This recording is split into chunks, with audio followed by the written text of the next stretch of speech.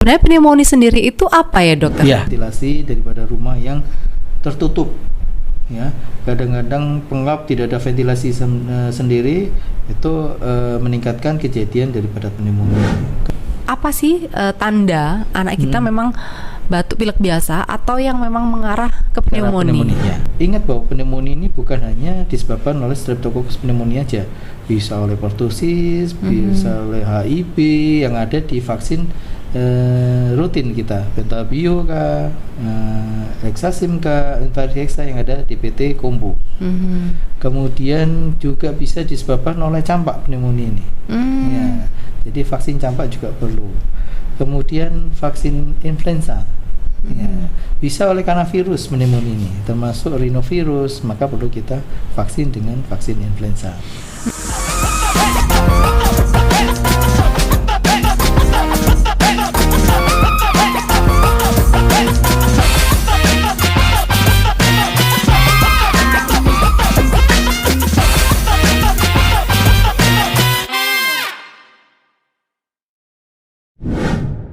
Halo pemirsa, Ayah Bunda tercinta, jumpa kembali bersama dengan program Kendang Sari Podcast.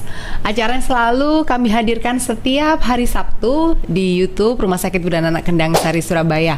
Acara ini menghadirkan informasi-informasi terbaru tentang kesehatan ibu maupun kesehatan anak.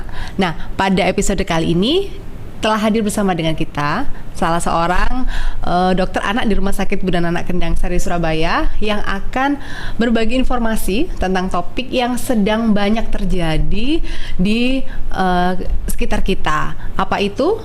Nah, nanti kita akan mendiskusikan tentang pneumonia pada anak. Telah hadir bersama dengan kita siang hari ini Dr. Arif Wijaya Rusli SPA. Beliau adalah salah satu dokter anak yang berpraktik di Rumah Sakit Ibu dan Anak Kendang Sari Surabaya. Selamat siang Dr. Arif. Siang Mbak Didi. Apa kabar dokter? Baik.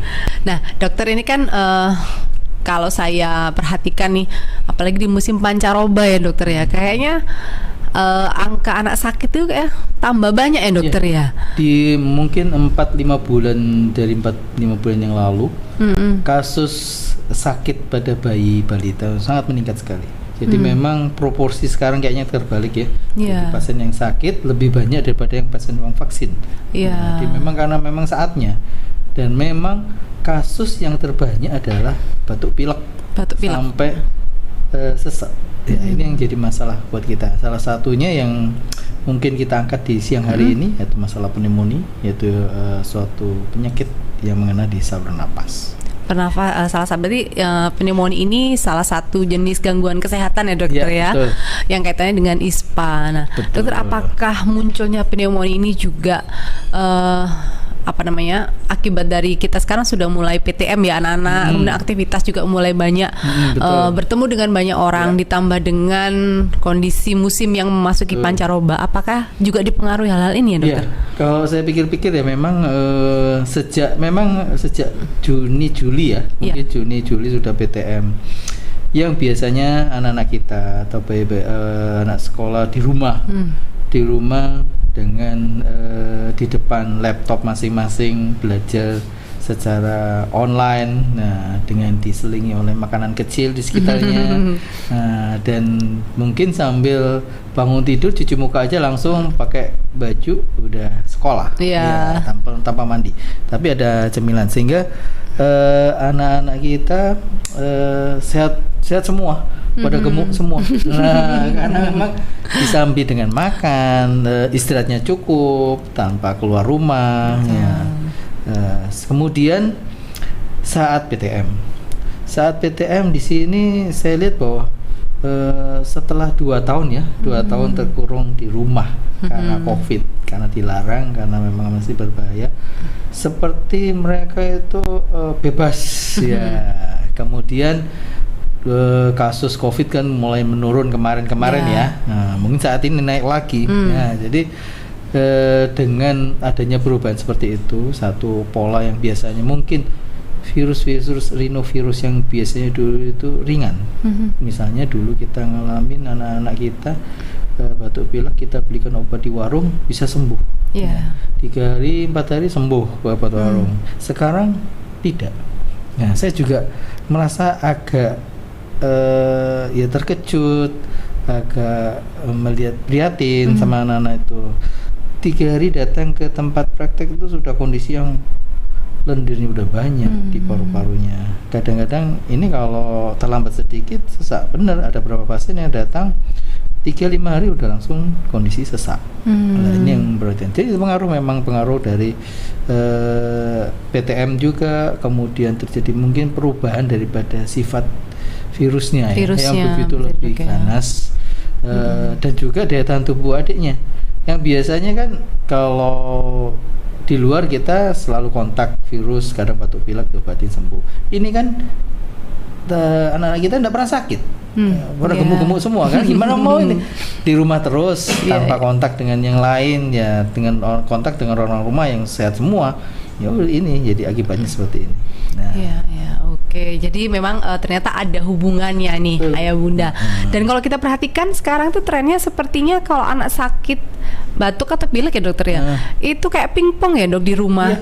Misalnya ada saudara atau ada kakak atau ada adik, anaknya sembuh, kena adiknya atau kena kakaknya, nanti kena orang tuanya ya. Jadi kayaknya muter dan siklusnya tambah lama ya dokter. Ya, jadi kenapa 2 minggu baru sembuh kambuh lagi. Iya betul. Jadi memang satu, kita harus memperhatikan situasi ventilasi daripada di rumah, di kamar. Nah, kadang-kadang kan orang itu full AC. Betul.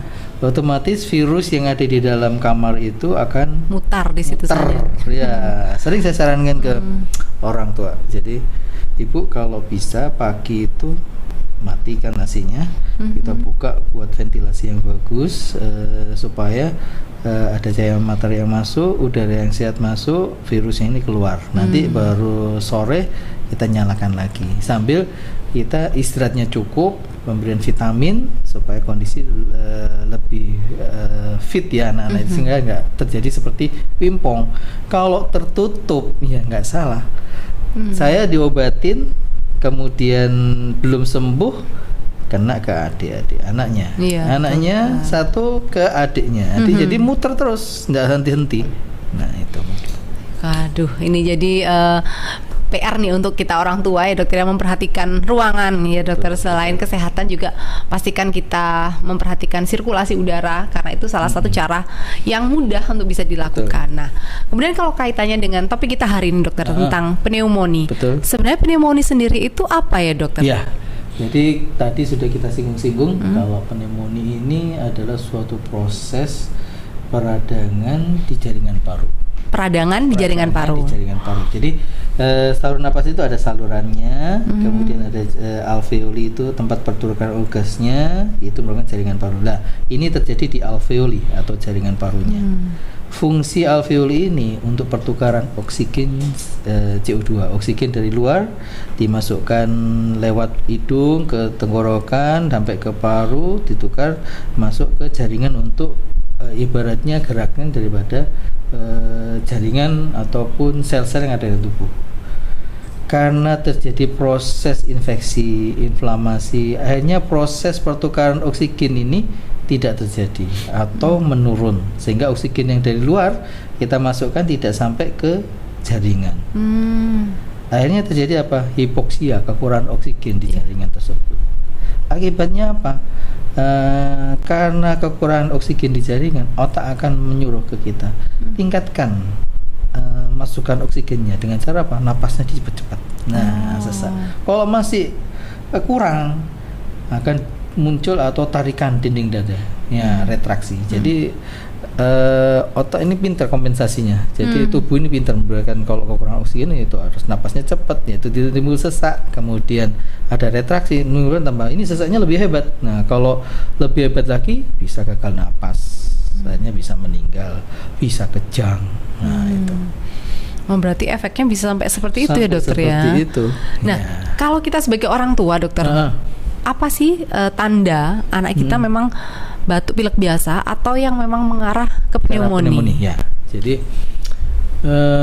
Batuk pilek ini kan sebenarnya masalah yang biasa. Kadang berkata ini suatu kawan ataupun lawan. Nah, jadi kalau kawan, jadi sebagai sinyal bahwa ini loh ada tanda-tanda, misalnya ada barang asing yang masuk kita. Tubuh itu bisa memberikan sinyal, oh ini ada barang asing yang harus kita keluarkan, bisa debu, dibatukkan. Nah, batuk. Namun bisa sebagai tanda awal bahwa ini tidak benar nih. Kalau apa? Yaitu timbul mulai sudah misalnya kalau seperti batuk pilek biasa kita banyak minum aja, ini hilang. Tapi kalau ini yang biasa ya, dokter? Yang biasa ya, misalnya 2-3 hari batuk pilek biasa, kita kasih obat flu biasa, hilang. Tapi kalau yang mengarah ke pneumonia 3-5 hari itu tidak sembuh, kok malah semakin hebat, semakin lendirnya banyak. Biasanya kan awalnya ada demam, nah 1 hari demam, kemudian muncul ada batuk kecil, lalu masuk ke hari ketiga mulai tambah batuk hebat, batuk tambah. Ya 3-5 hari hanya itu munculnya sesak. Kalau tidak diterapi atau diobati dengan adekuat.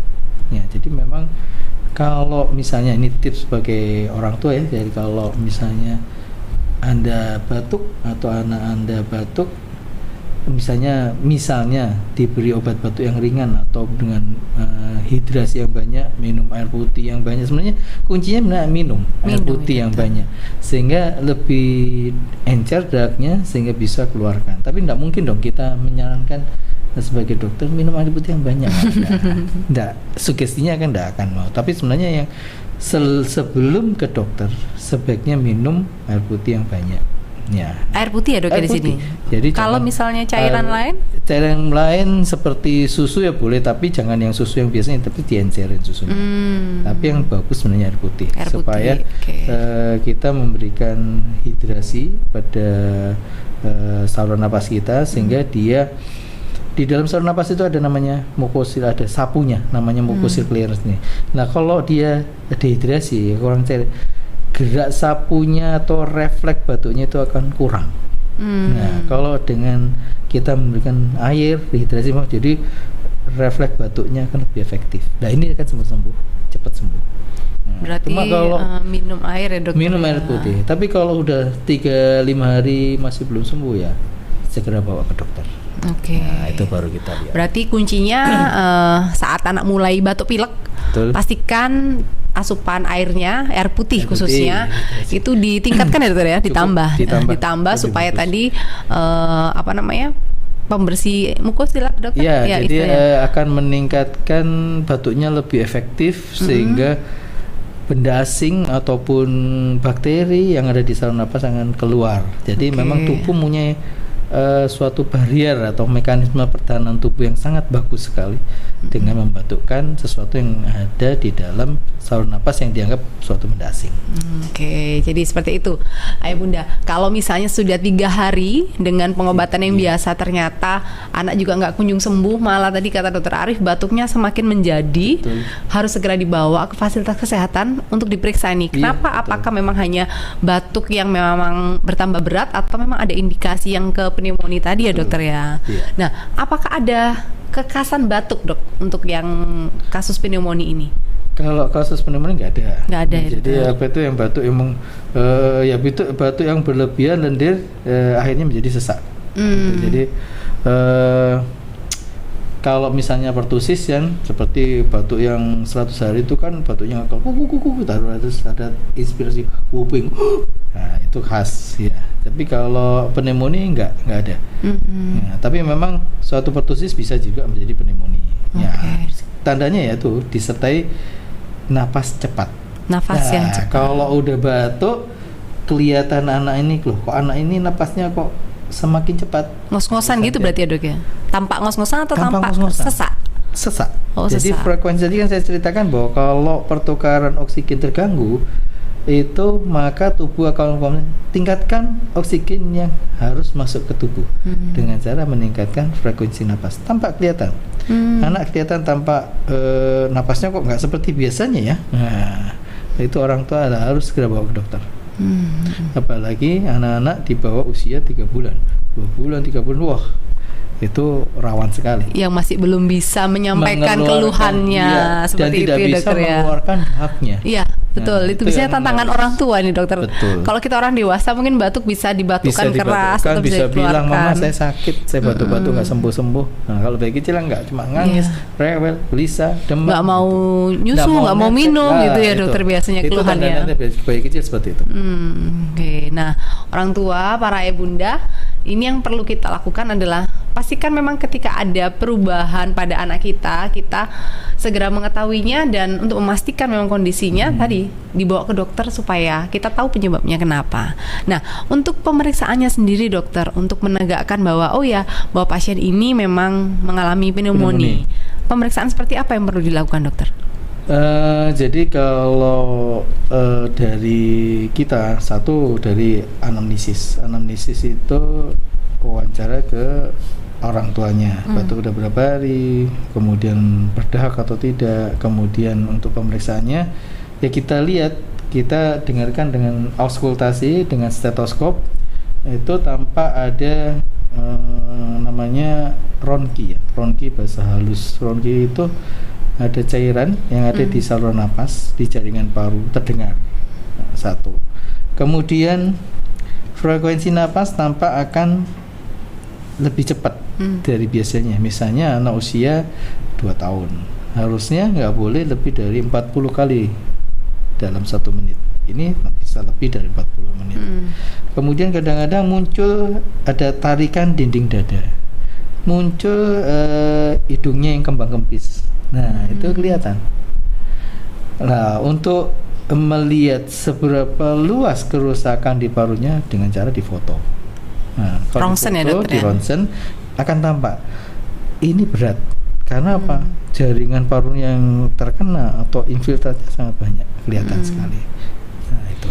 Kalau pemeriksaan lab, apakah juga diperlukan dokter? Kalau lab kita lihat apakah leukositnya tinggi atau enggak. Artinya apa? Kalau leukositnya tinggi, otomatis infeksi yang terjadi cukup berat.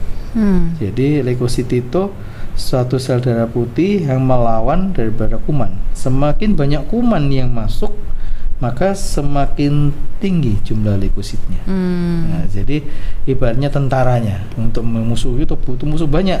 Ada ancaman maka kumpulan daripada tentara atau leukositnya harus ditingkatkan. Makanya kalau leukositnya tinggi harus hati-hati. Ini infeksinya cukup berat. Nah, ini mungkin perlu dipertimbangkan untuk dirawat inap. Nah, apalagi tampak ada sesak. Nah, pertimbangan untuk dirawat inap. Berarti memang pemeriksaan penunjang seperti lab ini untuk menentukan apakah terjadi infeksi yang berat ya dokter. Betul. Ya, sehingga perlu dirawat intensif dengan dirawat inap tadi. Iya. Nah, kalau saya pernah baca dokter kayak istilah bronkopneumonia, apakah ini sama dengan pembahasan kita pneumonia ini dokter? Jadi bronkopneumonia cuma istilah aja. Jadi baik. Sebenarnya secara textbook gitu nggak ada bronkopneumonia. Nah, bronkopneumonia muncul itu biasanya di radiologi. Oh, baik. Sebenarnya yang benar itu pneumonia. Di seluruh textbook kalau kita baca bronkopneumonia nggak ada. Yang ada hanya pneumonia interstisil, pneumonia lobaris, tapi bronkopneumonia nggak ada. Dan itu istilah memang mungkin sudah salah kaprah, salah pengucapan. Sebenarnya ya bronkopneumonia, pneumonia itu. Pneumonia itu. Nah, kemudian kalau memang sudah terdeteksi nih dari pemeriksaan ronsennya bahwa ada infiltrasi tadi ya dokter, kemudian dari pemeriksaan klinisnya, fisiknya juga memang mengarah ke sana, apa yang harus dilakukan orang tua dokter? Atau mungkin ada pengobatan apa yang bisa diberikan pada anak yang terdeteksi oleh pneumonia? Ya, satu, kita pneumonia harus kita lihat bahwa apakah pneumonia yang terjadi itu ringan, sedang ataupun berat. Kalau yang ringan misalnya terdapat demam yang tinggi, kemudian sudah mulai ada tanda-tanda ronki sedikit tapi retraksi minimal atau tidak ada tarikan dinding dada. Frekuensi napas masih relatif tidak begitu tinggi ataupun tidak begitu sesak, tapi sudah mulai ada tanda-tanda ronki, anaknya masih aktif, bisa makan dan minum, boleh dirawat di rumah dengan minum antibiotika, kemudian minum untuk meningkatkan atau membuang dahak ya, dengan memberikan obat batuk atau antihistamin, obat demam. Nah, kemudian kalau kita dapatkan pasien dengan kondisi yang sedang atau berat, misalnya nih ada tanda-tanda frekuensi napas yang meningkat, demam tinggi, kemudian mungkin ada napas cuping hidung yang napasnya begini, kemudian ada tarikan di dada atau retraksi. Nah, ini disarankan untuk rawat inap, untuk memberikan terapi secara intravena yang diharapkan akan memberikan efek yang lebih bagus, lebih cepat, sehingga dan perlu pemantauan yang lebih intensif ya, sehingga perlu dirawat di rumah sakit sehingga kalau terjadi sesuatu bisa ditangani dengan baik dan cepat, dan perlu oksigenasi untuk mengatasi gangguan oksigenasi yang ada di adik. Yang kayak sesak nafasnya tadi ya dok misalnya ya. Oke.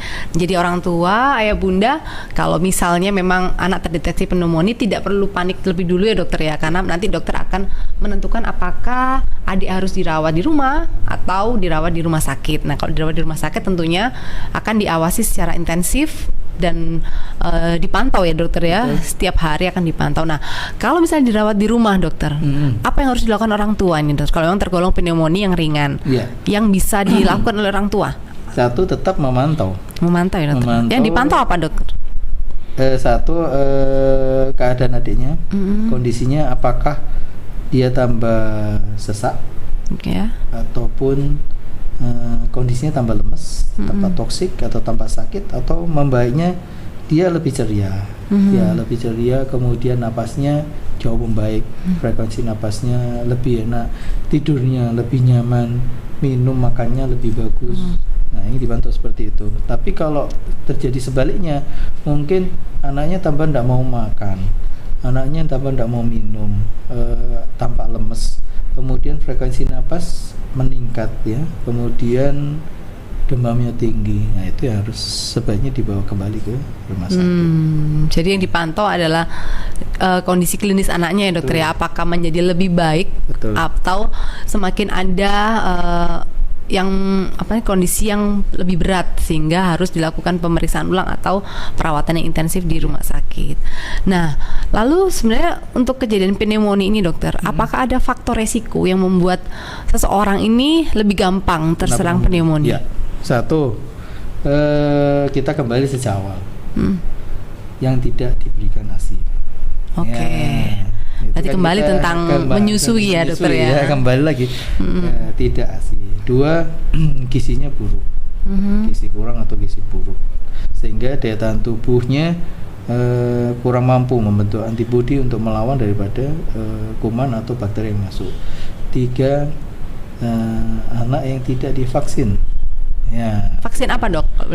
Kalau vaksin yang untuk pneumonia sebenarnya ada yang khusus kan, ada PCV yang mencegah Streptococcus pneumonia. Tapi ingat bahwa pneumonia ini bukan hanya disebabkan oleh Streptococcus pneumonia aja, bisa oleh pertussis, bisa oleh HIV yang ada di vaksin rutin kita, Pentabio kah, Hexasim kah, Influenza yang ada di PT Kombu. Kemudian juga bisa disebabkan oleh campak pneumonia ini. Ya, jadi vaksin campak juga perlu. Kemudian vaksin influenza, ya, bisa oleh karena virus pneumonia ini, termasuk rhinovirus, maka perlu kita vaksin dengan vaksin influenza. Jadi pemerintah dan juga mungkin pneumonia yang spesifik. Nah, kalau pneumonia yang spesifik itu apa? TBC, ya sudah ada vaksinnya BCG.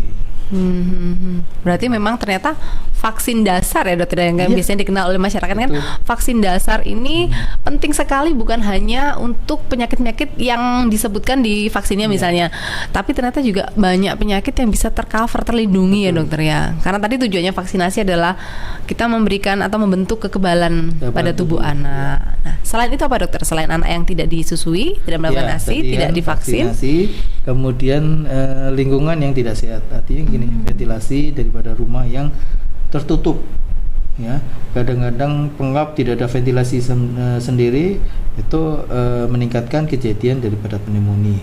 kemudian kurang daripada aktivitas olahraga, ya sehingga daya tahan tubuhnya kurang, ya. Kemudian ya di saat-saat seperti ini ya kita jarang memakai mungkin masker, dan rajin cuci tangan itu penting sekali. Higien sanitasi Higien pribadi ya sanitasi, dokter ya. ada. Kalau tadi beraktivitas ya dokter. Kalau untuk anak-anak ini, biasanya kan yang paling banyak ngalami kan anak-anak nih dok. Aktivitasnya apa ya dokter olahraganya anak-anak ini? Ya mungkin ya diajak bermain, berlari-lari, mungkin ya bermain yang ringan-ringan ya. Jadi mungkin diajak bermain game dengan orang tua di sekitar rumah. Berarti aktivitas hari-hari sambil bermain atau stimulasi dengan orang tua ya dokter. Apa ya, daya tahan tubuh akan naik. Wah ini penting sekali nih untuk ayah bunda. Jadi ternyata ada faktor resiko yang bisa memperburuk atau berpotensi mengalami pneumonia lebih sering. Yang tadi dikatakan tidak disusui atau tidak mendapatkan ASI, lalu tidak divaksinasi, kemudian ventilasi atau kondisi ruangan yang kurang higienis, lalu kurang beraktivitas, dan apa dokter yang terakhir tadi? Aktivitas, kemudian ini olahraga sudah ya tadi? Sudah. Mungkin ini juga ya, apa itu lingkungan seperti orang tua yang merokok. Oh baik. Jadi merokok bukan hanya merokok yang manual ya. Sekarang kan lagi musim apa itu? Yang pakai vape lah, sama aja. Kemudian pemakaian obat nyamuk yang elektrik sama obat nyamuk bakar itu pengaruh sekali. Yang gampang menimbulkan pneumonia seperti polusi udara kan, yang polusi udara yang ada di rumah yang tidak kita sadari. Misalnya pemakaian obat nyamuk yang elektrik kelihatannya praktis, tapi betul. Setiap hari akan muter setiap malam dan itu terhirup oleh saluran napas kita. Iya, apalagi kita yang tinggal di Surabaya Sidoarjo ini kan biasanya keluhannya banyak nyamuk ya dokter. Jadi orang tua mungkin tujuannya supaya anaknya nggak kegigit nyamuk. Tapi gitu. Bisa diakali dengan cara disemprot. Jadi sebelum masuk kamar semprot dulu, baru 1 jam kemudian kalau udah digunakan, turun baru kita masuk. Itu aja. Oke. Kalau penggunaan semacam diffuser itu dokter, apakah itu aman untuk anak-anak atau sebaiknya dikurangi? Ini ya, apa? Menggunakan oil yang kemudian dipanaskan, dokter? Seperti aromaterapi. Ya, seperti itu. Sebenarnya harus sama ya, sama sih. Sebenarnya aromaterapi prinsipnya sama dengan apa itu obat yang setiap hari kita isap. Ya tapi mungkin kandungannya mungkin berbeda. Mungkin kadang ada yang katanya bisa yang penting anaknya sehat. Kalau pas lagi kondisi batuk akan merasa batuk. Oh baik. Oke. Nah untuk yang pengobatan di rumah dokter, tadi kan ada beberapa anak yang akan kemungkinan sesak ya dokter, atau mungkin batuk nggak bisa mengeluarkan dahak. Apakah boleh dilakukan penguapan di rumah atau nebul di rumah dokter? Jadi nebulasi ini kalau saya mungkin cukup membantu. Asal tahu caranya, tahu obat yang dipakai. Yang biasanya obat kalau pasien-pasien yang kita udah kenal, sudah punya, akan saya berikan ibaratnya obat yang bisa dipakai saat nebulasi apa aja. Nebulasi sangat membantu ya. Kalau yang saya rasakan cukup membantu sebagai misalnya pertolongan pertama sebelum dibawa ke dokter atau mempercepat penyembuhan, sangat bagus sekali. Nggak usah, memang idealnya 4 kali nebulasi itu, tapi 2 kali kalau di rumah udah cukup. Apalagi kalau dia punya faktor resiko seperti punya asma, itu nebulasi cukup membantu. Oke, jadi tentunya ayah bunda penggunaan nebulasi ini dengan saran dokter ya dokter ya. Ketika pemeriksaan pertama mungkin boleh ditanyakan ke dokter apakah bisa dinebulasi. Kalau memang bisa, boleh minta resepnya sekalian ya dokter ya. Nah kalau tadi dokter katakan asma, nah anak-anak yang punya asma berarti kalau mereka mengalami pneumonia itu kondisinya bisa lebih buruk ya dokter ya. Jadi saya punya banyak pasien asma ya. Biasanya kalau kamu ada tahu muncul serangan dengan nebulasi aja 2-3 kali sembuh. Nah ini dia udah 2 hari kok belum sembuh-sembuh, malah muncul demam. Nah jadi itu kalau asma nggak sembuh-sembuh, lihat apakah ada faktor risiko yang lain seperti ada infeksi. Nah, muncul seperti pneumonia akan tidak tertangani asmanya atau serangan yang biasanya dengan nebulasi sembuh, ini enggak. Ya, berarti suatu ada infeksi, biasa ada disertai demam, kemudian batuknya lebih hebat dan berdahak. Hati-hati. Itu suatu pneumonia. Jadi untuk anak-anak yang memang memiliki komorbid atau kondisi misalnya asma, kalau batuk, pilek, ya tentunya harus dilakukan penanganan yang tepat ya dokter ya, supaya nggak sampai jadi pneumonia. Kemudian dokter, kalau anak yang sudah pernah kena pneumonia, apakah mungkin kambuh lagi atau mengalami pneumonia lagi? Sebenarnya masih mungkin. Masih dimungkinkan ya dok ya? Jadi artinya begini, kalau kita udah tahu bahwa ini faktor risiko akan menjadi pneumonia, ya mungkin ini mungkin masih bronkitis itu masih di salurannya, belum turun ya. Bu, ini kontrol 1 minggu, dia merasa enak, nggak kontrol. Ternyata itu tadi mungkin pas kondisinya drop, dia akan turun ke saluran napas yang lebih dalam, ataupun enaknya udah enak ya, tapi masih ada grog-grognya sedikit, ketularan sama kena temennya lagi, tambah hebat, ya bisa muncul kembali. Tapi kalau tuntas, untuk misalnya tuntas sudah sembuh nih, kena pneumonia masih bisa. Soalnya pneumonia kan menular. Ya, kalau kondisinya dia pas sistem imunnya masih turun, bisa kena kembali. Tapi hati-hati, kalau terjadi pneumonia berulang, harus kita cari tahu apakah enggak ini pasien dengan pneumonia yang spesifik atau TBC. Nah, jadi harus hati-hati kalau terjadi pneumonia yang berulang. Nah, itu kapan kita perlu mewaspadai dokter? Artinya dia berulangnya dalam jangka waktu berapa lama? Ya, jadi gini, misalnya bulan ini kita kena misalnya pneumonia, nggak lama mungkin 2 bulan lagi kena lagi.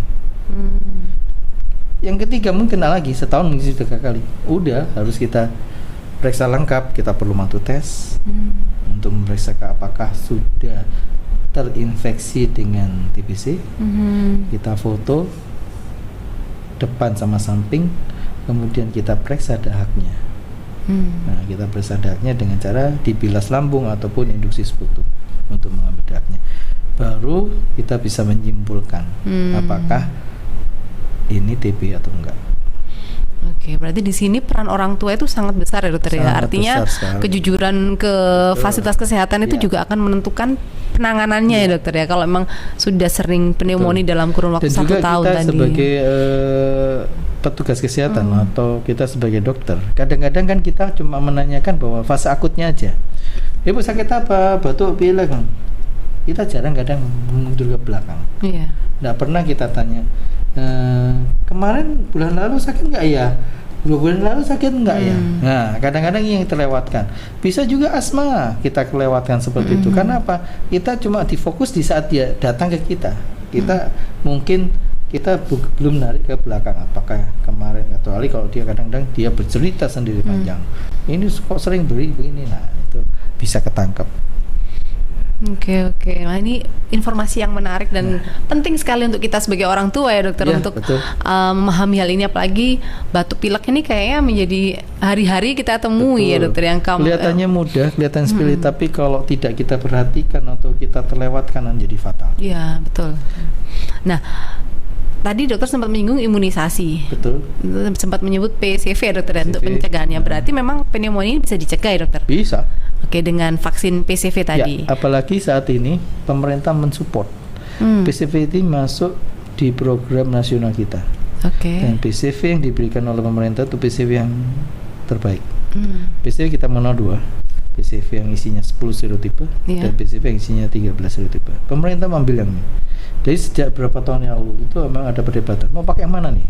Dari pemerintah itu, yang 10 atau 13. Dari harga lebih murah yang 10, tapi dari kualitas jauh yang 13. Ternyata mereka memutuskan yang 13. Dan saat ini Surabaya pun masuk di dalam pemberian imunisasi PCV secara gratis. Tapi yang kelahiran di bulan kalau nggak salah Juni-Juli. Hanya di Juni Juli saja. Juni-Juli. Tahunnya dokter, tahun Itu 2022. 2022 ini. Ya, jadi yang bulan kalau bulan Mei, setelah Juli, Agustus gitu nggak bisa ya dokter? sebelumnya nggak bisa. Justru setelahnya. Oh, setelahnya bisa. Oke. Setelah di program pemerintah itu primernya 2 kali, booster 1 kali. Kalau IDAI kan primernya 3 kali, booster 1 kali. Jadi 3+1. 3+1. Ya, di bawah 6 bulan 3+1. Tapi pemerintah karena memang keterbatasan dana 2+1. Memang ada berbagai negara yang menganut 2+1, ada yang 3+1. Dan sangat membantu sekali karena mahal sekali. Iya, iya. 1 juta sekarang.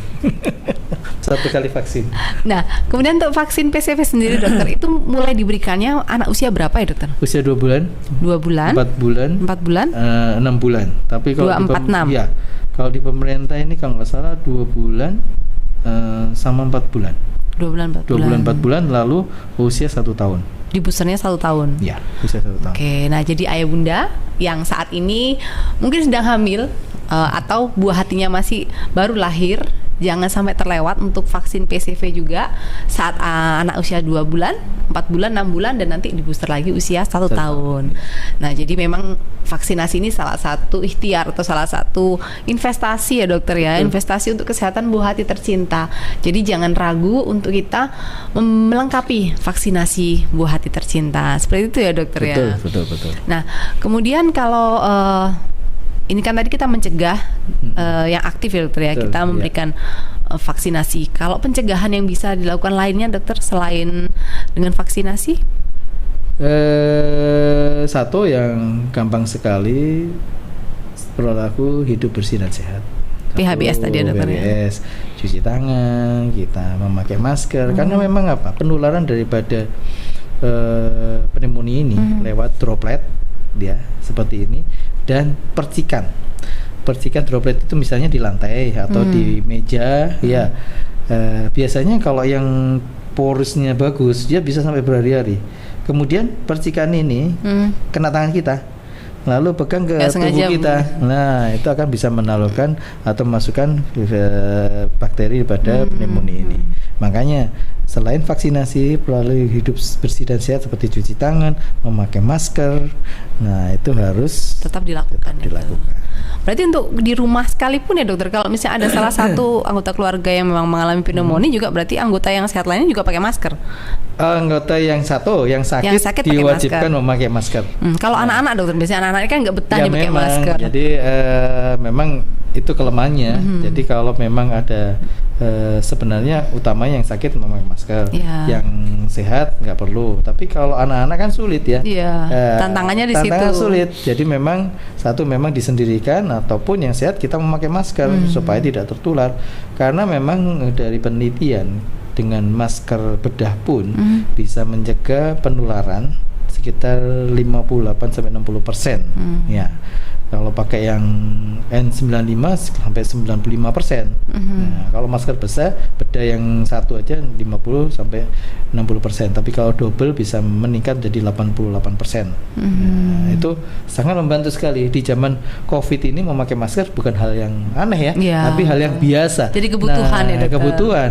Justru kalau kita tidak memakai masker seperti saat ini, itu hal yang aneh Ya, jadi memang kembali lagi ya dokter, prokes ya dokter saat beraktivitas atau berkumpul dengan kerumunan, apalagi kalau anak-anak. Dan jaga jarak. Jadi jaga jarak 1,5 meter itu ternyata sangat penting.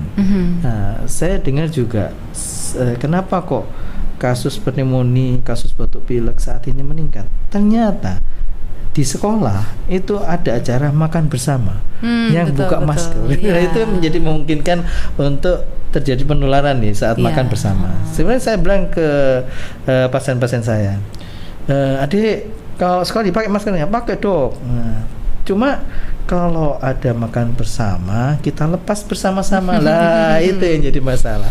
Itu yang jadi sumber penularan ternyata. Jadi ya PTM ini karena memang anak-anak sekolah seneng kan, ketemu karena teman, ketemu gitu teman, aja udah tambah masker bebas ya. Jadi karena udah lama tidak ketemu teman-temannya. Oke, jadi untuk orang tua mungkin bisa menanamkan pada anak sejak dini ya dokter, edukasi penggunaan masker ini ketika di sekolah. Sebenarnya tantangannya adalah saat fase sesi makan bersama Iya. ini ya dokter, mungkin bisa kalau memungkinkan bergantian Iya. buka maskernya bisa dilakukan bergantian seperti itu. Jadi memang ya apalagi saat ini Mbak Didi ya, apa itu kasus COVID udah mulai naik lagi. Untuk orang tua saya pesan, dan memang apalagi ada kasus baru ya, gagal ginjal akut ini disinyalir memang keterlibatan daripada COVID ini masih ada, walaupun intoksikasi etilen glikol juga ada, tapi bukan hanya intoksikasi pada etilen glikol aja, tapi justru yang lebih kuat faktor penyebabnya mungkin daripada COVID ini. Nah, dan saat ini COVID sedang naik lagi. Nah, saya merawat pasien COVID udah 3 ini, di minggu ini udah 3 pasien Di anak-anak. minggu ini dokter? Minggu ini di rumah sakit Haji. Kemudian pasien dewasa di rumah sakit Haji udah penuh di isolasi. Jadi harapan kita untuk anak-anak kita selain pneumonia, ya kita harus hati-hati dengan COVID, apalagi anak-anak kita yang di bawah 6 tahun masih belum vaksin COVID. Nah, ini masih dalam proses penggodokan, mungkin di 6 tahun nextnya akan harus diberi vaksin. Seperti di Singapura sudah ada vaksinnya, sudah divaksin. Kita kan masih 6 tahun ke atas. Yeah. Nah, karena kalau sudah divaksin, ya sama lah seperti pneumonia ini, jadi kekebalan tubuh kita jadi bagus, apalagi tubuh. Apalagi seperti kita udah booster 3 kali itu mungkin kita udah kena, tapi karena kekebalan tubuh kita bagus, ya paling meriang-meriang hilang sendiri. Kan sekarang kan negatifnya cepet ya. Nah, itu aja. Oke, terima kasih Dokter Arief. Nah, sebelum kita mengakhiri episode hari ini dokter, mungkin ada hal penting yang ingin disampaikan untuk ayah bunda terkait dengan pneumonia ini. Ya, jadi saya pesan kepada ayah bunda yang punya masih adik-adik balita, satu, waspadai pneumonia ini. Kalau berita pesawat jatuh, meledak, terbakar 140, heboh satu dunia. Padahal kasus pneumonia ini sangat banyak.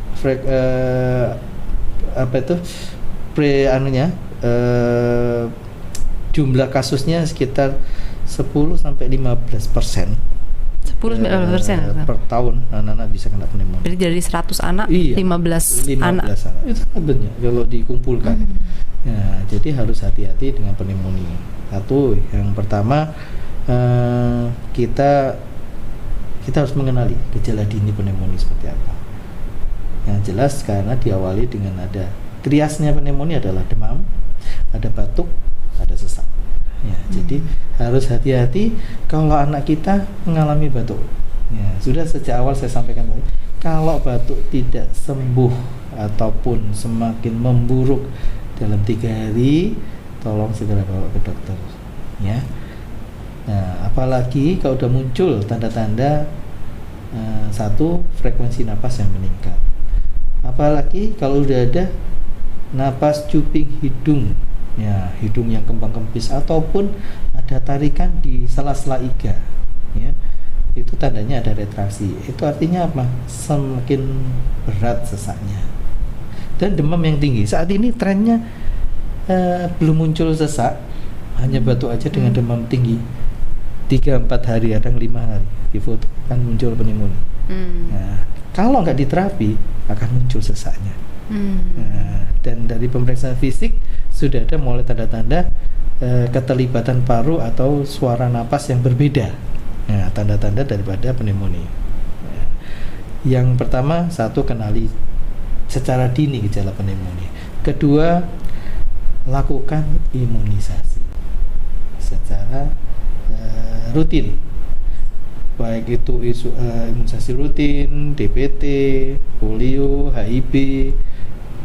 Selain ada tambahan yang khusus untuk pneumonia yaitu PCV maupun influenza yang sangat membantu. Dan juga ketiga, perilaku hidup bersih dan sehat. Selalu cuci tangan, selalu misalnya habis jalan mandi bersih ya, dan jangan lupa memakai masker. Dan kalau yang masih menyusui, susuilah bayi Anda sesering mungkin. Kalau misalnya mulai ada flu sedikit, bersin lebih sering diberikan ASI sebanyak mungkin, karena memang dia akan meningkatkan sistem imunnya. Dan dia sih secara alami ada seperti antibiotika yang ringan untuk infeksi yang cukup bagus untuk bayi-bayi kecil. Mungkin itu yang bisa saya sampaikan kepada bapak-bapak ibu yang mempunyai balita.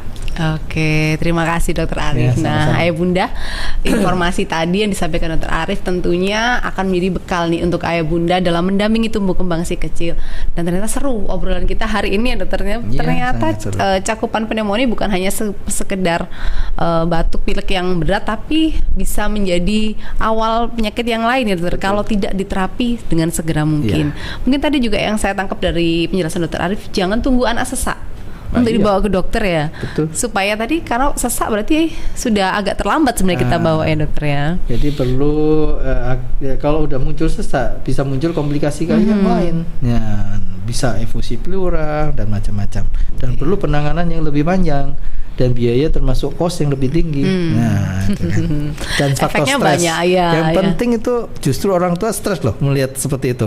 Apalagi udah diinfus di ini, aduh gelisah.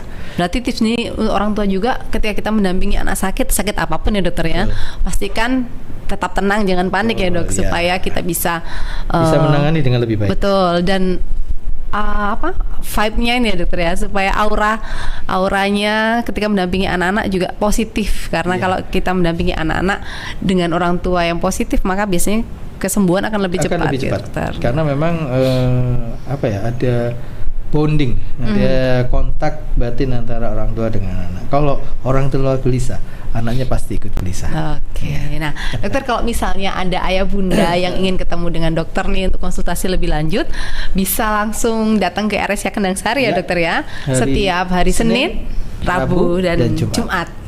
Pukul 15.30 ya dokter, biasa prakteknya. Jadi untuk ayah bunda nanti kalau misalnya mau konsultasi lebih lanjut dengan dokter Arief, bisa juga menghubungi layanan pelanggan kami di nomor 0822 5725 1113. Bisa mendaftarkan diri ke sana atau bisa bertanya lebih lanjut tentang jadwal dokter Arief. Nah, untuk ayah bunda yang hari ini merasa informasi ini membantu, boleh di-share informasi ini ke lebih banyak ayah bunda. Jangan lupa untuk like dan subscribe di YouTube Rumah Sakit Beranak Kendang Sari Surabaya. Terima kasih ayah bunda yang sudah menyimak episode kita hari ini.